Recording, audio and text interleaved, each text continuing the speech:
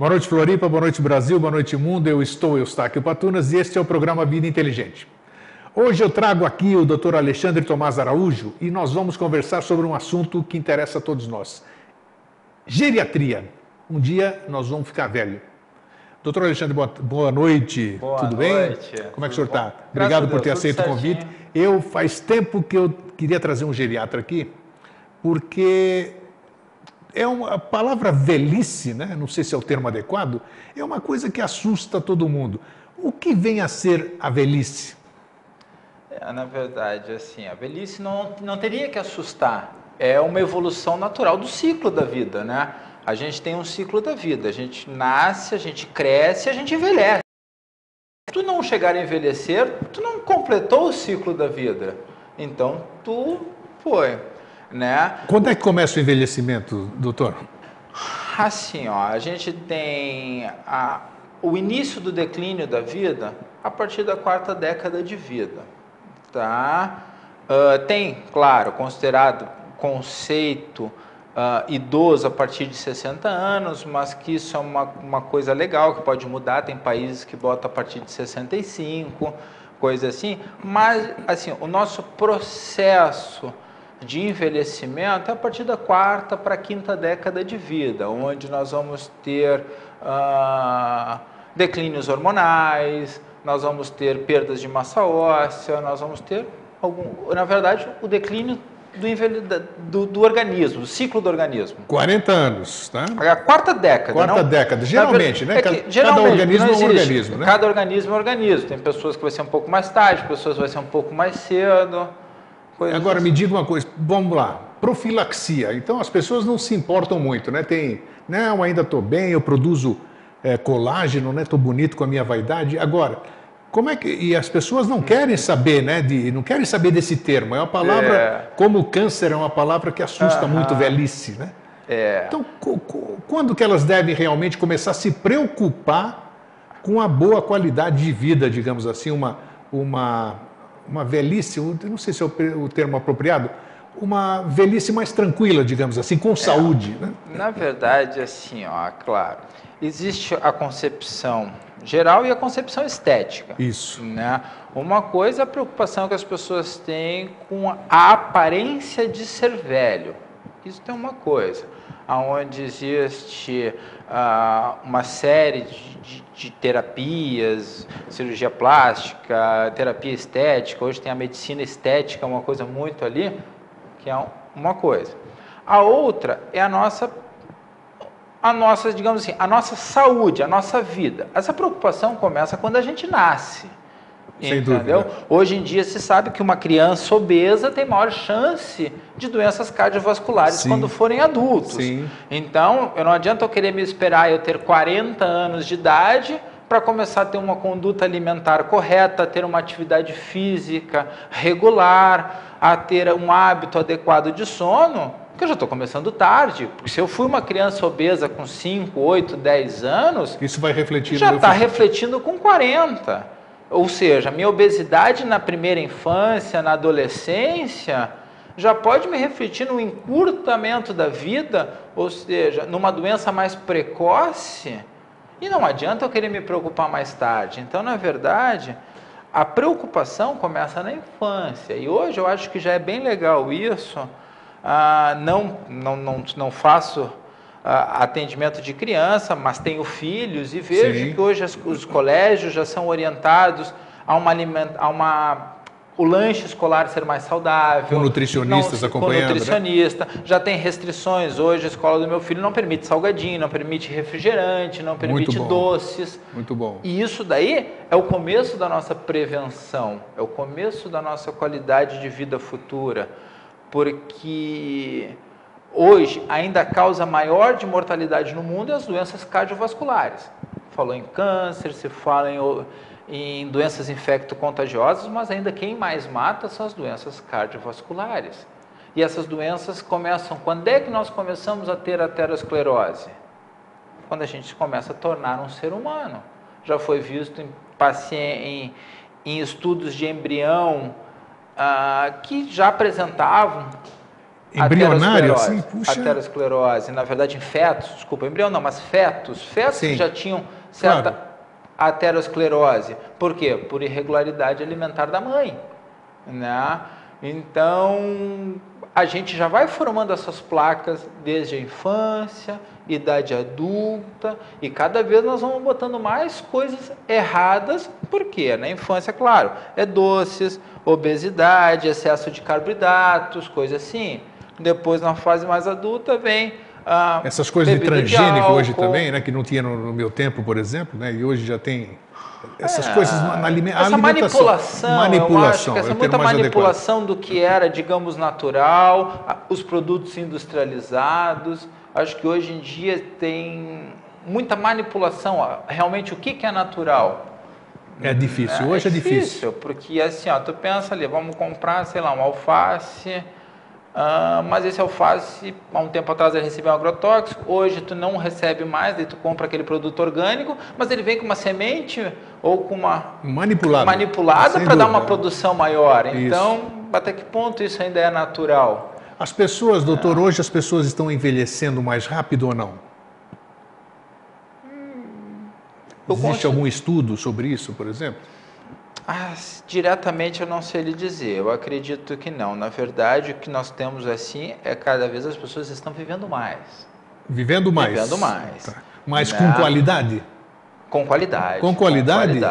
Com qualidade. Né? Hoje em dia a gente teve um avanço muito grande da medicina, um avanço que modificou, tivemos vários booms durante a nossa história aí, que foi o advento do antibiótico, depois veio, hoje em dia, apesar da maior causa de mortalidade ser cardiovascular, hoje as pessoas vivem muito mais com doenças cardiovasculares do que se vivia um tempo atrás. Antigamente se infartava e morria. Sem dúvida. Hoje se tem stent, se tem cirurgia cardíaca. Então, muitas vezes aquela pessoa que hoje chega lá no consultório com 80 anos, ele já é um revascularizado, ele já é um paciente que tem uma cirurgia oncológica, já operou um tumor de intestino e se curou, ainda está vivo. O que antigamente não chegava. O que a gente tem percebido é que os velhos, os idosos, eles chegam naquilo que o senhor está falando agora, mas existe a maior, não sei se é verdadeiro, se o senhor vai me confirmar agora, o pior da velhice é a questão neurológica. Isso é regra? Todo idoso vai ter demência senil? Vamos falar entre demência senil daqui a pouco e mal de Alzheimer também, né? Para diferenciar isso. O que são exatamente as demências, né? Não quer dizer que o idoso obrigatoriamente vai ter que ter uma perda cognitiva, que ele vai ficar atrapalhado, que ele vai ficar, que nem se dizia antigamente, esclerosado. Isso. Não quer dizer. Claro, a gente tem que pensar que o nosso cérebro envelhece também. Ele também está sujeito às agressões que as outras partes do corpo estão sofrendo também. Por exemplo, aquela pessoa que tem uma coronária entupida, que precisa tomar um AS para o sangue circular, que precisa tomar um remédio para diminuir o colesterol, isso não está agredindo só o coração. Está agredindo o rim, está agredindo o cérebro dele também. Quer dizer, então, são os efeitos colaterais, né? Não os efeitos colaterais, mas eu quero dizer assim, aquela artéria do coração que está sendo entupida, por que ela é mais nobre que a artéria do cérebro? Sim, ela não é mais, ela é igual. A do cérebro também está entupindo. Sim, tanto é. E a gente tem que pensar que o cérebro tem uma circulação muito mais vasta do que o coração. Ou seja, eu posso entupir vários pequenos lugares do cérebro antes de entupir uma do coração, só que com menos repercussão por ser uma coisa maior, entendeu? Então, digamos assim, no exemplo, se tu vê um grupo de 5 pessoas, tu tira uma, tu sente falta de uma. Sim. Um grupo de 500 pessoas, tu tira 3, muitas vezes tu não nota que saiu 3 do grupo. Sim, não dá para perceber, exatamente. Não dá para perceber. Então, muitas vezes essas coisas são isso. Mas respondendo, na verdade o velho não envelhece obrigatoriamente com perda cognitiva. Só que ele está sobre vários, digamos, processos de envelhecimento, que podem incluir processos de envelhecimento do próprio organismo e processos patológicos.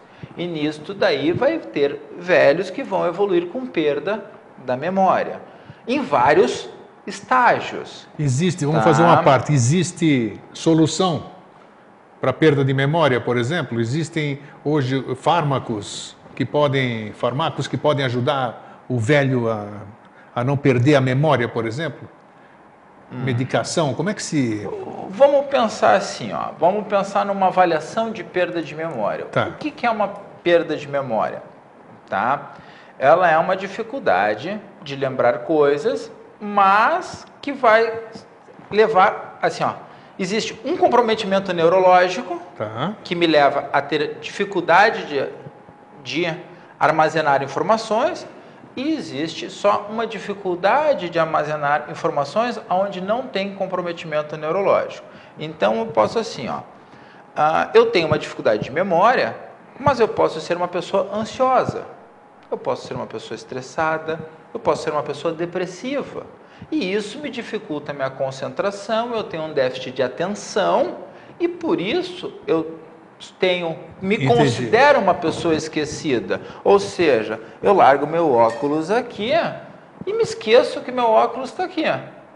Às vezes a gente está de óculos e procura o óculos. Exatamente, cadê meu óculos? Só que muitas vezes eu estou na ansiedade, eu estou estressado, eu estou com uma sobrecarga de atividades, o que for, acaba aquilo não sendo feito com atenção. Então, cadê meu óculos? Eu começo a procurar. Daí eu chego e olho, opa, o meu óculos está aqui, fui eu que cheguei corrido, larguei ali, pego, acho uma coisa corriqueira do dia a dia. Isso é importante o que o senhor está falando, porque... Então isso aí é normal, natural. Acontece. Isso não acontece com idoso, acontece com o jovem. Quantas vezes a gente esquece a chave da casa, a chave do carro, a carteira. Você levanta para fazer alguma coisa, não lembra por que você levantou para fazer aquela coisa. Exatamente. Isso não é caracterizado uma coisa. Mas, vamos botar o óculos de novo. Eu botei o meu óculos aqui, tá? E esqueci onde é que está meu óculos. Mas, na minha cabeça, eu coloquei em determinado local, vou procurar ele, acho aqui. Como eu tenho um comprometimento neurológico, isso apaga da minha cabeça. Tá? Eu já não tenho mais esse recurso. E daí eu já não tenho aquela certeza que fui eu que cheguei e coloquei o óculos ali. Então eu começo a ter uma insegurança, por quê? Porque o meu comprometimento neurológico vai apagar coisas recentes da minha cabeça. Quem é que botou meu óculos ali? Fui eu ou alguém está mexendo nas minhas coisas? O senhor falou uma coisa importante, a parte recente. Recente. A gente percebe, vamos falar sobre o recente e aquele, por que o velho também tem toda a condição de saber o passado dele decor e coisa recente ele não tem. Porque assim, o comprometimento neurológico, ele se caracteriza a fase inicial, aonde vai ter os primeiros sintomas, né? A etapa inicial da doença demencial, que depois nós vamos conversar o que é demência e que Alzheimer é um tipo de demência, tá? Se começa por fatos recentes, ou seja, o que eu fazia quando era criança, o que eu fazia durante a minha vida, isso está preservado. Coisas que estão firmemente gravadas anteriormente na minha cabeça, aquilo se mantém. Entendeu? Então, eu não tenho inicialmente uma dificuldade de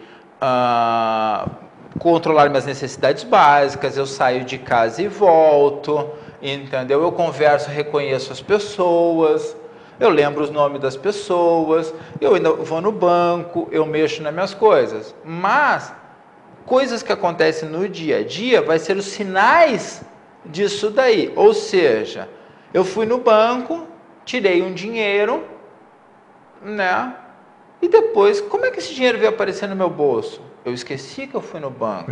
Ou se não, eu lembro que eu tirei o dinheiro, porque estava programado para pagar umas contas, só que nesse meio tempo, eu gastei em alguma coisa boba de corriqueira, assim, do dia a dia. Surgiu uma oportunidade, sei lá, passar numa lanchonete e fazer um lanche. Daí eu chego em casa e sinto falta de R$50 no meu bolso.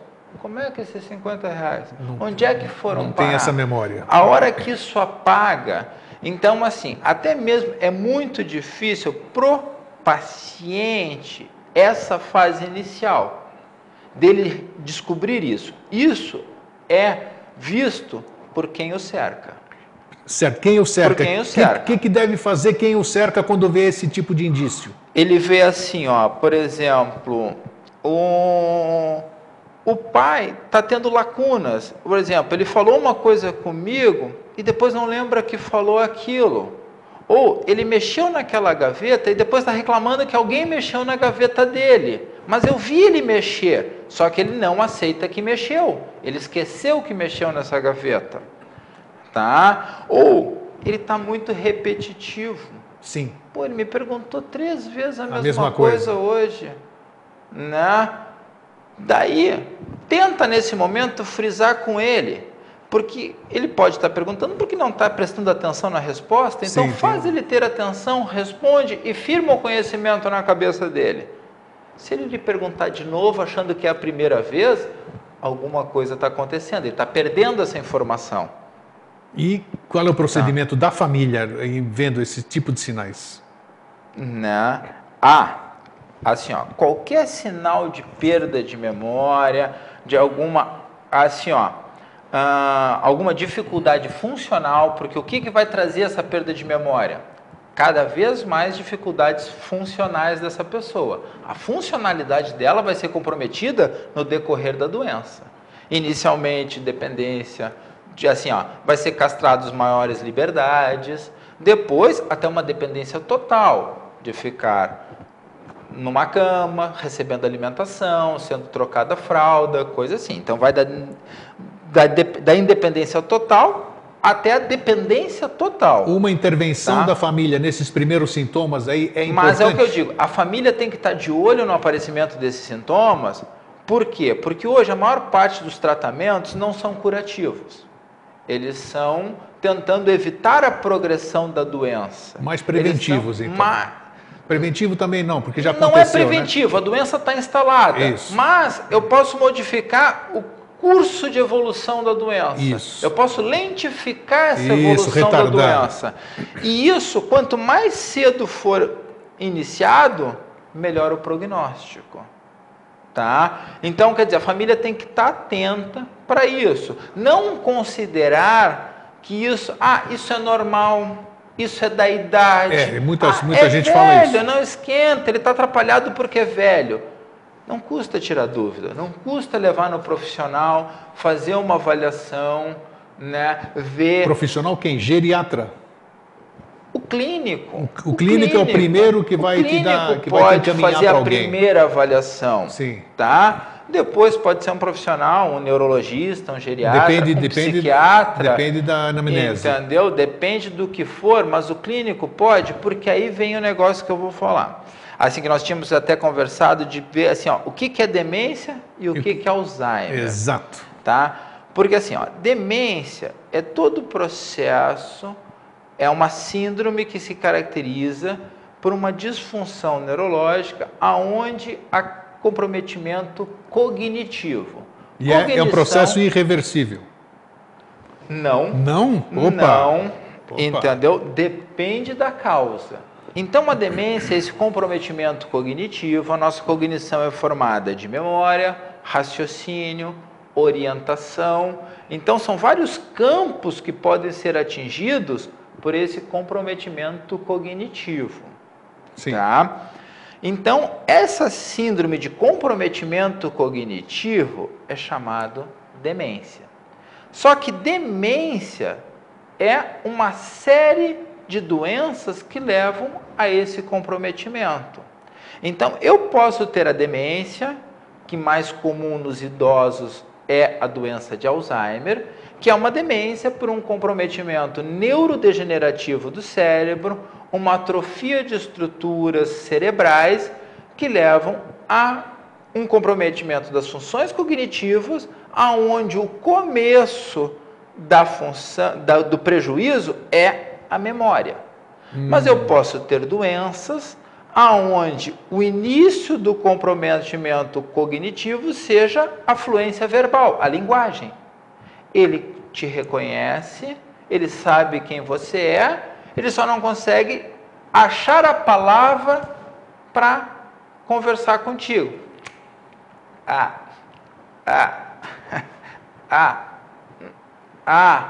E não sai, ele não verbaliza. Não consegue. Mas daí tu diz, tu sabe quem sou eu? Tu estás com fome? Quer comer arroz ou quer comer uma fruta?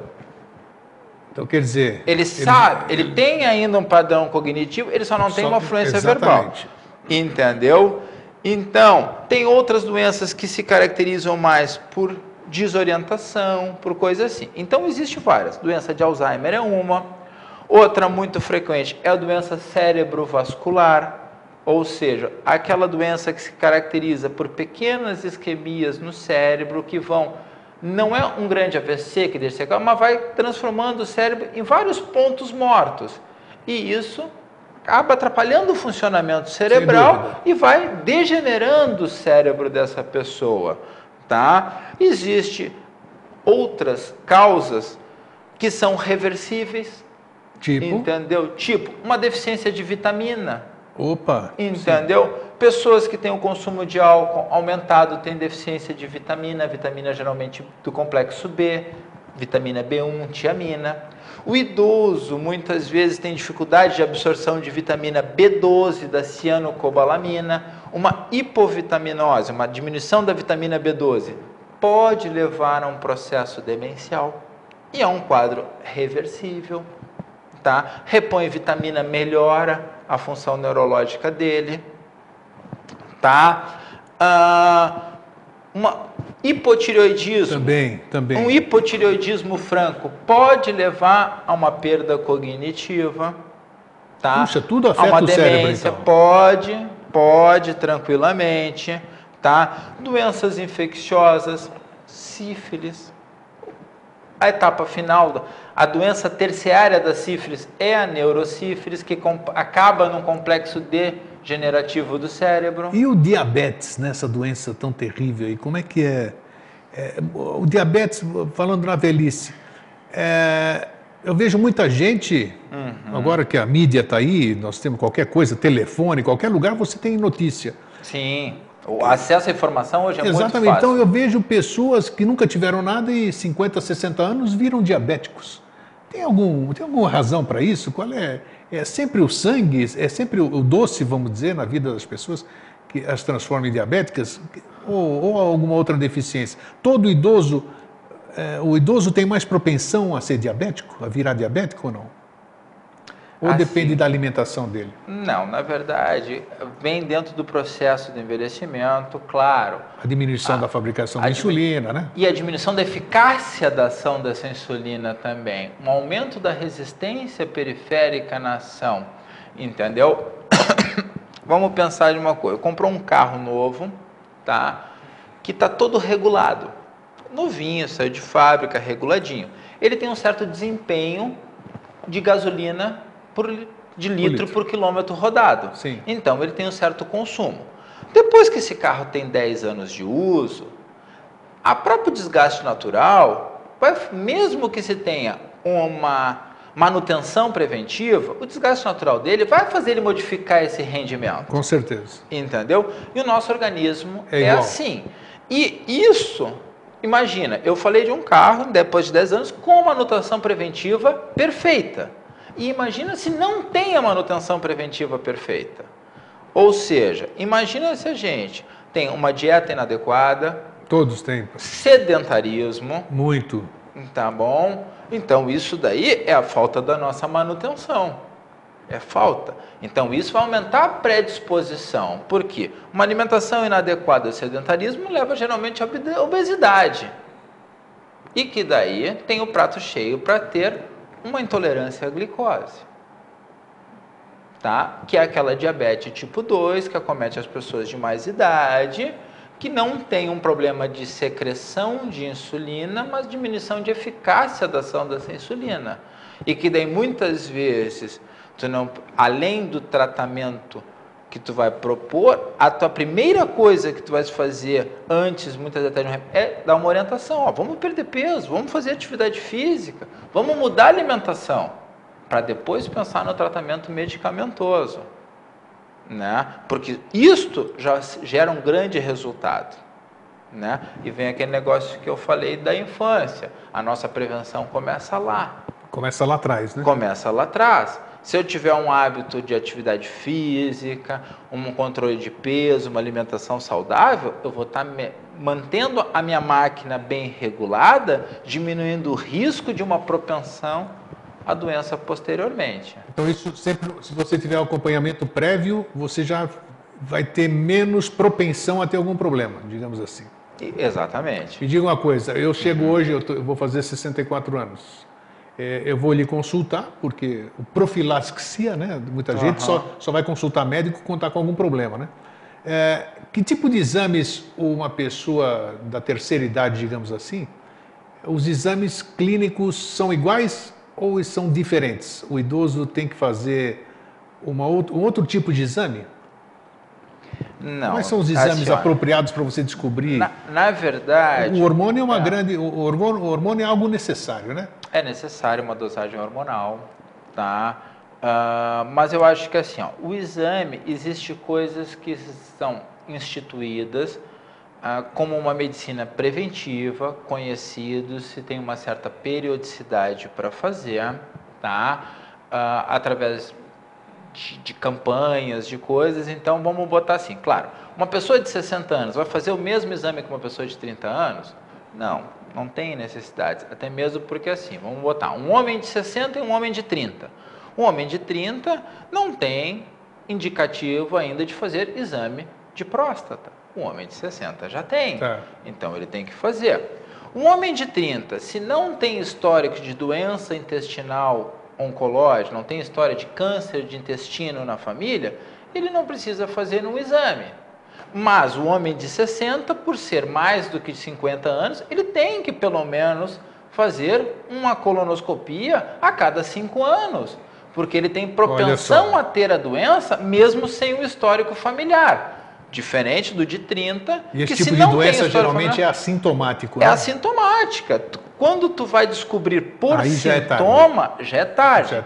Então, existe a medicina preventiva que vai te colocar a partir de 40 anos, não é só eletrocardiograma, tem que fazer um teste de esteira, tá? A partir de 50 anos, fazer uma colonoscopia. A partir dos 50 anos, um exame da próstata mais aprofundado. Entendeu? Então, a partir de 60, uma dosagem hormonal. Isso vai muito relacionado à queixa que o paciente tem, mas também tem coisas que vão entrando só pela própria faixa etária. Por exemplo, um homem, a partir dos 70 anos, entra também a densitometria óssea nos seus exames de rotina. Muito bem lembrado. Não é só a mulher que tem osteoporose. A mulher tem mais precocemente por causa da alteração hormonal da menopausa. Mas o homem também tem. Todos nós envelhecemos com perda de massa óssea. Sim. E muitas vezes um senhor de 70, 75 anos que tenha pouca atividade física, que não tenha uma alimentação adequada, ele também vai ter osteoporose e tem o mesmo risco de fratura. Sem dúvida. Isso é importante. De que qualquer outro paciente osteoporótico. Então, também vai entrar no check-up dele uma densitometria óssea, só que a partir dos 70. Antes disso, só se tiver alguma outra coisa. Então, claro, tem exames específicos de acordo com a faixa etária. Tem. Vamos voltar um pouquinho aqui, doutor. Estávamos falando de demência senil. Vamos voltar aqui no Alzheimer. Como é que eu posso diferenciar? Então, o senhor esclareceu bem sobre doença senil. Como é que eu posso saber se meu pai, se minha mãe está com o tal do mal de Alzheimer? Todo mundo necessariamente, dizem, eu leio muito, dizem que a maioria de nós, assim, um dia vai ter o mal de Alzheimer. Isso é verdadeiro ou não? O que é o mal de Alzheimer? É uma... Explica. Tem muito tabu sobre isso. Não, na verdade é uma degeneração inadequada do cérebro. Todo mundo vai ter... Não vai ter. É um envelhecimento inadequado. Sim. Tá? É um processo patológico, não quer dizer que todo mundo vai ter, e que, claro, hoje é muito mais frequente do que antigamente, porque é uma doença de fases tardias da vida. Tu começa a rastrear uma doença de Alzheimer a partir dos 60 anos de idade, a partir da 6ª década de vida. Caramba! É aonde tu começa, aonde começa a ter sintomas tá? E que muitas vezes vão se evidenciar na 7ª década de vida. Porque muitas vezes hoje o paciente que chega para mim mais tardiamente, já com 70, 70 e poucos, já com comprometimento maior, tu coletando a história, os dados, tu vê que o comprometimento dele começou muito tempo atrás. Poderia Não é uma coisa de avanço rápido. Principalmente dentro das demências, a doença de Alzheimer é uma doença de avanço lento. Lento. Uma doença de avanço rápido, geralmente, um dos diagnósticos que a gente inicialmente descarta é a doença de Alzheimer. Eu vou pensar em outros tipos de demência. Tá? Para uma demência de rápida progressão, dificilmente vai ser uma doença de Alzheimer. Sinais do Alzheimer, doutor? Sinais. Tá? Mas aqui, só dando mais uma brecha entre um item e outro, dentro dos exames que eu considero que, assim, ó, uma coisa que é um pouco falha na medicina preventiva hoje, tá? É assim, a gente se preocupa com exames. Fazer um exame de próstata, um exame de ultrassom da barriga, um exame do coração, um raio-x do pulmão, eu não sei o que. Mas, no nosso envelhecimento, a partir ali da 6ª década de vida, rastreamento de doença demencial não é exame. É teste cognitivo. Testes que podem ser aplicados por qualquer clínico. Qualquer clínico? Qualquer clínico que seja habilitado. Claro, ele precisa ter uma instrução, uma orientação de como aplicar esse teste. Mas não existe um exame de imagem ou um exame de sangue atualmente que seja preconizado como diagnóstico da doença. O diagnóstico ainda é feito através de avaliação clínica. Então, isso também tem que entrar no check-up. Ou seja, uma avaliação de estado mental faz parte do check-up. Ou seja, o senhor tem 64 anos, vai lá fazer seus exames de rotina. O médico pergunta como é que o senhor passa, tem passado bem, tem tido alguma dor, tem tido falta de ar, tem inchado as pernas, como é que estão as suas funções fisiológicas, urina, fezes, está tudo bem, vai lá, mede a pressão, escuta o coração, escuta o pulmão, e daí? Acabou? Não. Como é que anda a sua cabeça? Como é que anda a sua memória? O que o senhor tem feito no dia a dia? Tá? Vamos fazer algum testezinho, o senhor se importa de nós fazer? E daí pega e aplica o teste. E esse teste, qual é o grau de eficiência dele na detecção, digamos assim, de... Assim, ó, aí é que eu digo que a pessoa tem que ser treinada para aquilo. Ele tem, assim, claro, hoje o teste... Existem vários testes, o teste mais aplicado se chama mini exame de estado mental, ele é extremamente bom, principalmente para evolução da doença, mas ele é falho no diagnóstico, daí sim. Vem da percepção de quem está aplicando, mas se ele tem ele vai para outro teste mais completo, existem vários testes. Mas aí, o que vem a minha preocupação? É que ele não está sendo aplicado na medicina básica. Porque ele vai lá, se ele conseguir pelo menos rastrear os que alteraram o teste e encaminhar para um serviço especializado, ele já está melhorando muito o que é feito hoje. Puxa. Ele já está melhorando muito o que é feito hoje. Muito paciente começaria a tratar muito antes do que vai ser tratado. Entendeu? Então, assim, ó... Pelo menos se ele fizesse essa aplicação desse teste e ali fizesse o primeiro rastreamento e qualquer sinal de risco encaminhasse para o serviço especializado, que nem ele faz com o exame do coração, que nem ele faz com o exame de próstata, que hoje em dia se faz na rotina o PSA, dá alterado, vai para o urologista, aplica esse teste, deu alterado, não precisa saber interpretar, sim. Não precisa querer chegar a é demencial, não é demencial, é um transtorno cognitivo, é um déficit cognitivo leve, né? É uma demência senil ou é um quadro que simula uma pseudodemência, uma depressão com uma pseudodemência, ele não precisa chegar nisso. Isso ele vai encaminhar para o especialista, entendeu? Vai encaminhar para quem trata isso, mas ele tem que aplicar isso no rastreamento. E por que não tem sido feito? Vocês conversam sobre isso? É levado a congressos, essas coisas? Como é que se pode levado... Não existe educação para o público? Eu nunca ouvi o que o senhor está falando hoje aqui. Eu nunca ouvi numa notícia, por exemplo. Isso aí, então, isso aí tem que ser levado ao conhecimento público, vamos dizer? Isso tipo tem que ser implantado na medicina assistencial. Isso. Entendeu? Por exemplo, assim, na rede pública, o médico de família tem que aplicar isso. Aquele cara que faz o posto de saúde. E ele sabe que existem esses sabe, exames. O médico na formação. Até alguém me falou, acho que foi um amigo neurologista, me falou que um teste muito simples assim para se detectar se você tem Alzheimer ou não, se a pessoa tem Alzheimer, é, por exemplo, falar os meses dos anos de trás para frente. Se ela tiver confusão, já é um sinal de que há bagunça mental, digamos assim. São tipo desses testes assim, vamos dizer, fazer coisas de trás para frente? Exatamente. Como é que eu vou dizer? Orientação em tempo e espaço. Uma brincadeira de memória de vocação, eu falo 3 palavras, boto um outro testezinho de raciocínio no meio e peço para lembrar as 3 palavras. Só essa mudança de foco de atenção já faz o teu comprometimento aflorar. Ou seja, que palavra?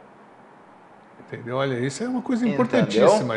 Né? Então, isso daí são testes simples. Claro, depois pode se aprofundar. Hoje tem profissionais especializados em avaliação neuropsicológica, que são psicólogos, que fazem só testes cognitivos. A gente usa a mão muito disso daí. Tem pacientes que chegam no consultório, eu faço os meus testes, eu avalio outras causas. Os convênios faço o exame de imagem. aprovam testes cognitivos? Os convênios médicos que são, vamos dizer... Na verdade, não existe uma tabela separada para teste cognitivo. Tá? Teoricamente, o teste cognitivo está dentro da consulta médica. Para o médico. Claro. Tá? Então, quem vai fazer é um psicólogo e daí, ou um no médico... psicólogo... Entendi. Assim, teria que ser. O convênio autoriza psicologia, mas não a ramificação da psicologia, ele acaba não conseguindo fazer. Eles acabam não fazendo, isso é a maior parte deles não fazem por convênios. Ou um médico com especialidade que tenha não, e mesmo assim o médico, por exemplo, não quer dizer que eu sendo geriatra, eu pego o paciente demencial, faço todo aquele rastreamento de doenças que possam ser a causa da demência, ou seja, ele pode estar com comprometimento cognitivo e ter uma outra causa, um hipotireoidismo, uma deficiência de vitamina B12, claro, tem que fazer. Alguma coisa, mas mesmo assim eu fico em dúvida se aquilo realmente uma demência ou não é uma demência. Aí ele vai ser encaminhado para alguém. Vai encaminhado, fazer os outros testes e aí a gente vai trabalhar, tá? Mas assim, o Alzheimer em si, que é a nossa foco em questão e que é, querendo ou não, falando em envelhecimento, a demência mais frequente. Tá? Ela é uma doença lenta, então não existe uma doença de rápida instalação. Ela mata? O Alzheimer mata? O Alzheimer, ele vai te levando a uma série de complicações clínicas que vai. Por exemplo, o Alzheimer em fase terminal é um paciente acamado, sim, que não tem mais controle de esfíncteres, que não controla a urina, nada, não controla fezes, que não tem mais deglutição, então ele tem que ter uma via acessória de alimentação, sim, tá? E muitas vezes durante esse curso ele apresentou infecções urinárias, infecções pulmonares, broncoaspirações, muitas vezes evolui com feridas de pressão, áreas por posição, escaras, coisas assim, e que muitas vezes levam a outros desfechos, né? Até mesmo porque o paciente portador de doença de Alzheimer e que é previamente sadio, não tem nenhuma patologia cardiológica, uma patologia renal severa, uma diabetes, coisa, são pacientes que duram muito na cama. Eles vão esquecendo gradativamente, né? E depois chegam no estágio avançado da doença, vão para a cama e ficam muitos anos na cama sob cuidados. Não, muito, porque tu vai lá, a cabeça não funciona, mas o coração funciona, as coisas todas, o rim funciona, o pulmão funciona, e ele vai. Porque aí entra aquele questionamento, né? Muita gente questiona ali, por que as pessoas vivem desta forma, né?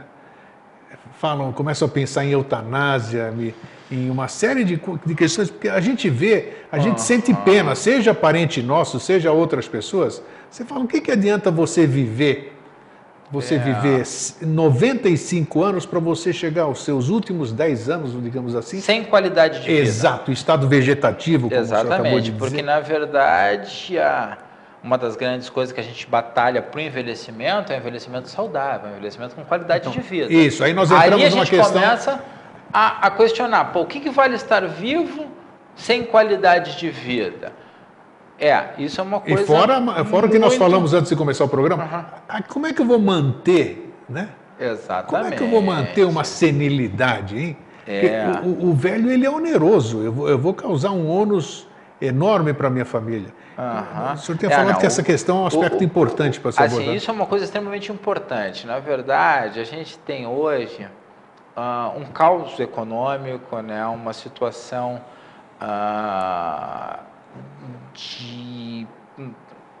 não sei como me expressar nisso daqui, mas é uma instabilidade financeira muito grande no nosso país, tá? Uma divisão de renda com declínios salariais muito grande. Tu vê que ontem eu atendi um senhor aposentado que me disse que recolheu a vida toda para ter uma aposentadoria de 3 salários mínimos, mas hoje o que ele vai retirar no banco não chega a R$900. Que chega a ser um salário mínimo.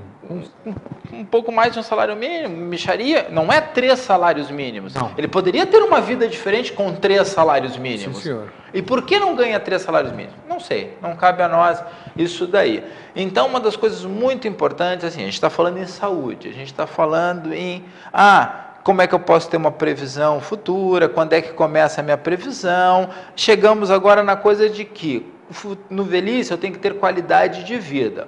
Ótimo, para mim ter qualidade de vida e ter uma vida boa, tem que ter dinheiro. Principalmente se eu for doente. A doença custa caro, a doença não é barata. Sim, todo mundo sabe. Tu tem que comprar remédio, tem que fazer tratamento, tu tem que ter acesso à saúde, isso custa caro. Um paciente demencial, um paciente numa fase avançada de demência, custa muito caro. Ele é um paciente dependente, ele precisa de cuidado, ele precisa de alimentação, ele precisa de remédios. Isso custa caro, isso não é barato, né? Então, uma das coisas que tu tem que ter uma preocupação futura, dentro de todo o contexto, é também ter uma saúde financeira. Tu ter uma previsão futura de envelhecimento autossustentável.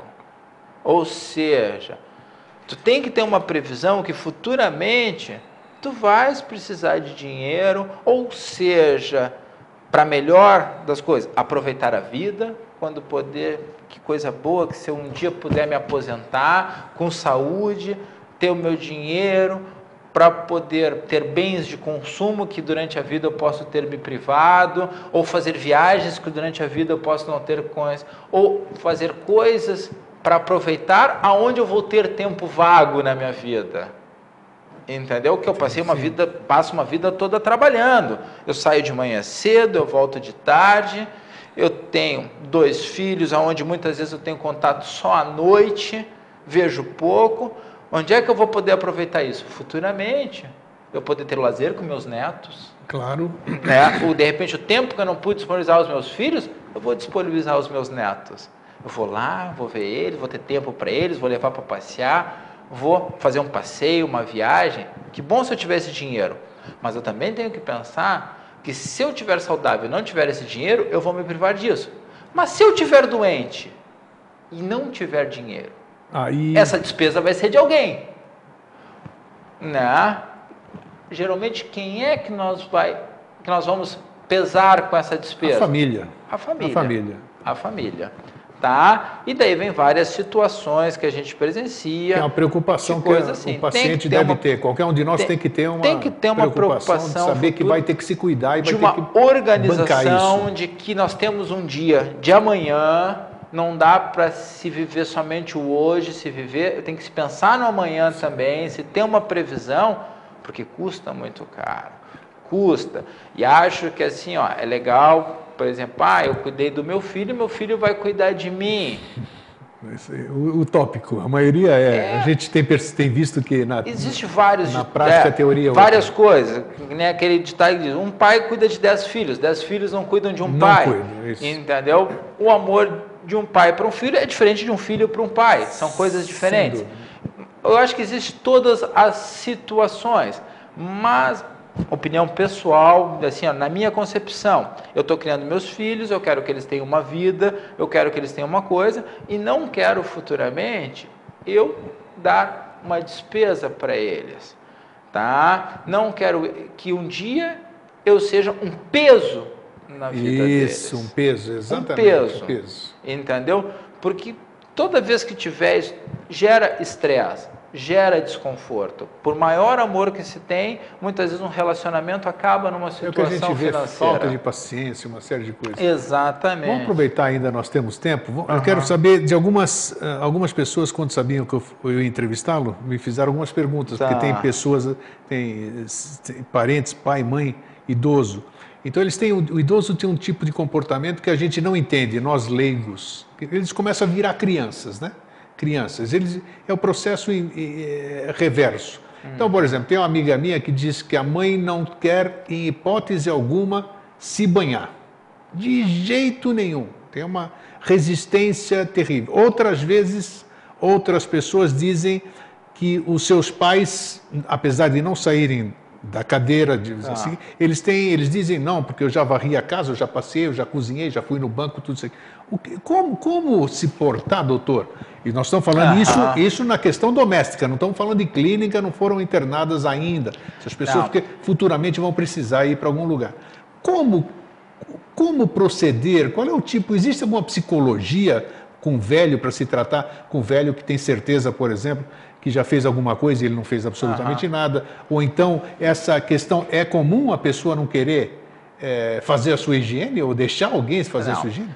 Assim, ó, existe, que nem nós estávamos falando, a doença de Alzheimer se caracteriza pela a demência de Alzheimer, pela perda de memória, tá? Mas também a demência se caracteriza por uma alteração comportamental.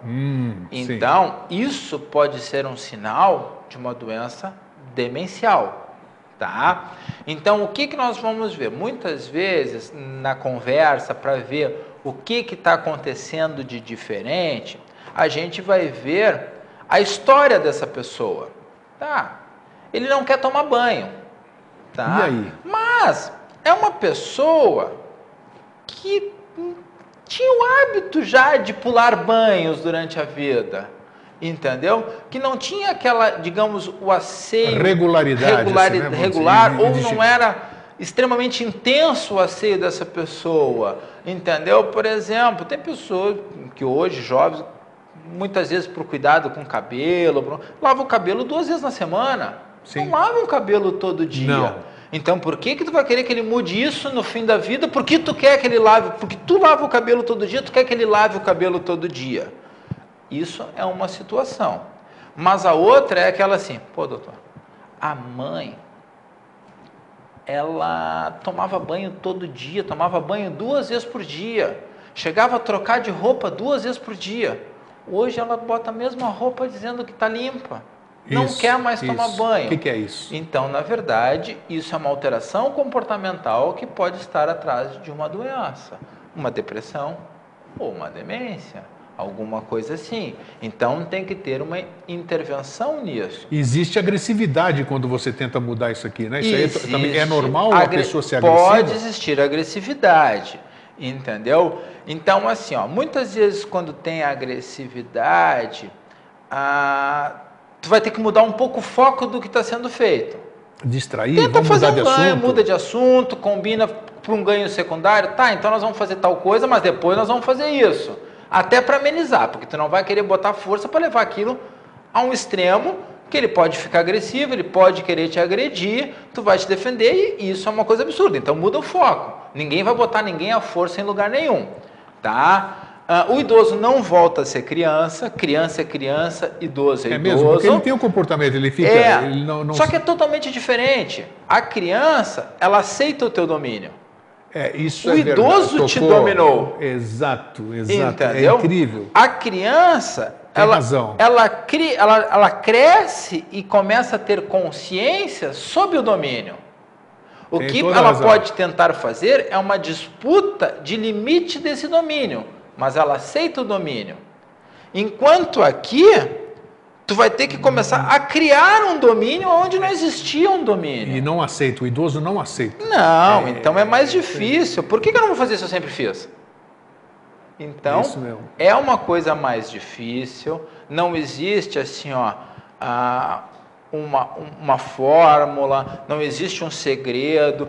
O que a gente costuma muitas vezes é médico, fazer, só médico, por exemplo, assim, ó, cada situação é uma situação, não é só médico, isso é uma coisa que a gente trabalha muitas vezes em grupo, entendeu? Essa coisa comportamental do dia a dia, uma das melhores maneiras de trabalhar isso é em grupo. Tá? Sim, mas como tu pega assim o grupo, por exemplo, ali, ó. Se a pessoa não tem sai sua de casa, mãe ali. Não, mas não é o paciente. Muitas vezes isso vai ser o cuidador. Sei. Entendeu? Isso não vai ser, porque o paciente vai ser o reflexo do cuidador. Buscar ele é que tem que saber. As artimanhas, como chegar. Cara, assim, ó, trabalho com isso já faz anos. E cada dia me aparecem pacientes com situações, e cada vez me aparecem coisas novas que eu não tenho resposta. Tu está aprendendo todo dia. Na prática. Então, muitas vezes na coisa de grupo, tu senta ali com 10, 15, 10 pessoas, 15 pessoas ali, a conversar. E deixa que nós estamos conversando aqui, a conversa fluir sobre essa situação. Daí tu vai ver o que um faz, um que tira a roupa, que tem aquela desinibição, ou seja, pela coisa demencial que começa a querer tirar a roupa em público, tá? Ou tem outro que já está com uma mania de querer viver na cabeça dele, que ele vive consertando coisas, ou outro que chega no final da tarde, que tem aquela típica síndrome de entardecer, que no final da tarde ele desorienta, pega a bolsa e vai para a porta, querer ir embora, porque tem que ir embora. É bem isso mesmo. Então, assim, ó, tu conversa sobre essas situações e muitas vezes no próprio grupo, um vai dizendo como é que lidou com aquilo, como é que o outro lidou, e aí tu vai vendo maneiras que as pessoas mesmo descobrem a lidar com isso. A única coisa que eu costumo orientar é a não bater na tecla. Por exemplo, eu quero ir embora. Tudo bem. Por que tu quer ir embora? Não, porque essa aqui na minha casa, eu tenho que ir para minha casa. Isso. A cabeça dele está funcionando numa realidade diferente, está funcionando com uma informação diferente. A informação atual se apagou. Ele está funcionando com aquela outra informação. Então não adianta tu chegar e dizer para ele, não, essa aqui é a tua casa. Exatamente. Aí... Aqui é que tu mora. Ele vai começar a se sentir acuado, ele vai começar a ter medo. E ele vai se tornar agressivo. Isso por uma pessoa que ele não está reconhecendo. Quem é essa pessoa que está querendo me segurar aqui de qualquer jeito? Por que estão querendo me segurar? É bem isso. Isso daí vai me gerar uma ansiedade. E daí que eu vou ficar mais inquieto, querendo ir embora, eu vou tentar fugir, eu vou tentar pular, porque essa pessoa está querendo me fazer alguma coisa. Muda o foco. Tudo bem, tu vai embora, só tu vai mais tarde, porque agora não deu tempo deles virem te buscar ainda. Vamos sentar, tá passando aquele programa que tu gosta, daqui a pouco sai um lanche e mais tarde eles vão passar. Cara, dá uma hora. A pessoa distrai e esquece. Ele vai relaxar, a primeira coisa que vai acontecer, vai tirar aquela ansiedade, aquela carga de estresse, e ele vai, opa, depois de um tempo ele já se distraiu em outra coisa, esqueceu. Não quer mais fazer aquilo.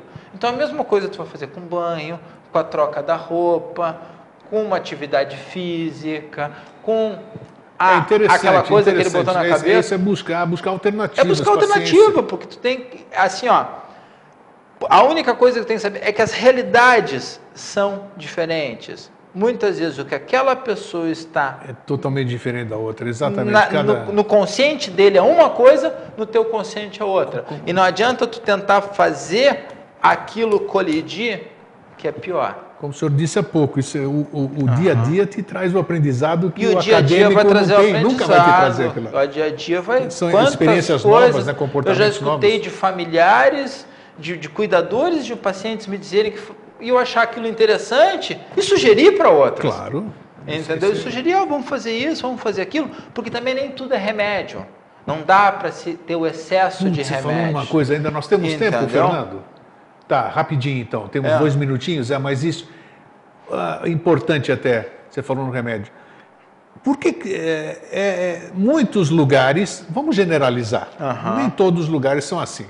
Mas por que geralmente se dopam? Vou usar o termo dopar. Por que muitas vezes se dopam os idosos? Porque muitas vezes, muito melhor do que eu fazer uma terapia comportamental, alguma coisa da minha habilidade, de como eu vou chegar nesse paciente, de como eu vou querer fazer ele comer, de como eu vou fazer ele trocar de roupa, de como eu vou fazer ele tomar banho, é muito mais fácil do que eu ter habilidade naquilo, eu acalmar ele com remédio.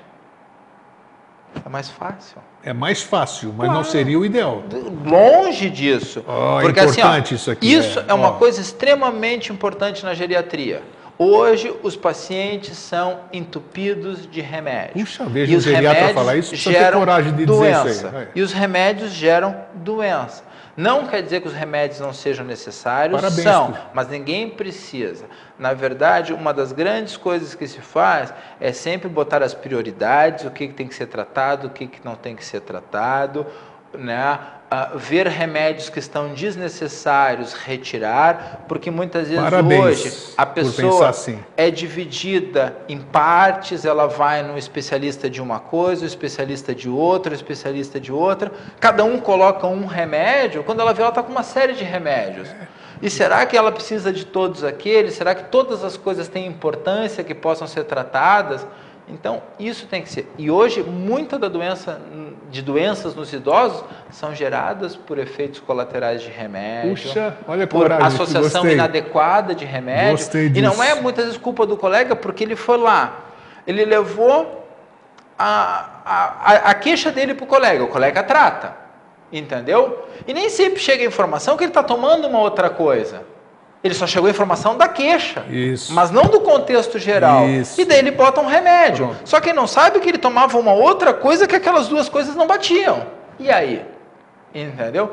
Tem uma coisa que costuma chegar no meu consultório, é aquele paciente com 3, 4 receitas. Ótimo, vamos juntar tudo numa só. Até mesmo porque se tu for num outro médico, está aqui tua lista toda. Se tu precisar de um atendimento de emergência, tu cria a tua lista toda. Ali vai informar. E isso previne muita doença. Puxa, que maravilha. Olha, eu acho que o programa acabou com chave de ouro. A sua coragem me admiro de saber de ter a coragem de dizer que nem sempre... É claro que existe o remédio necessário. Exatamente. Necessário, sim. Agora, eu dopar um paciente só para deixar ele calmo, isso gostei, maravilhoso, parabéns de ter coragem de dizer isso aí, que existem outras maneiras, pode ser até às vezes mais trabalhosas, né? Claro. Mas são menos contraindicativas para o bem-estar do paciente.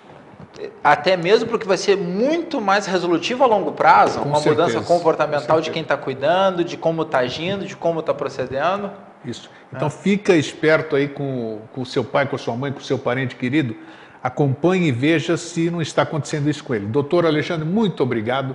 Espero que a gente possa ter uma outra oportunidade de falar outras coisas sobre a senilidade. Com certeza, né? Que temos bastante assunto. Não podemos restringir uma hora, mas essa é a primeira, eu acho que já deu para esclarecer bem e espero tê-lo em outras oportunidades. Ótimo, agradeço o convite, muito obrigado pelo convite aí, foi muito legal. Um fraterno abraço e um feliz sempre.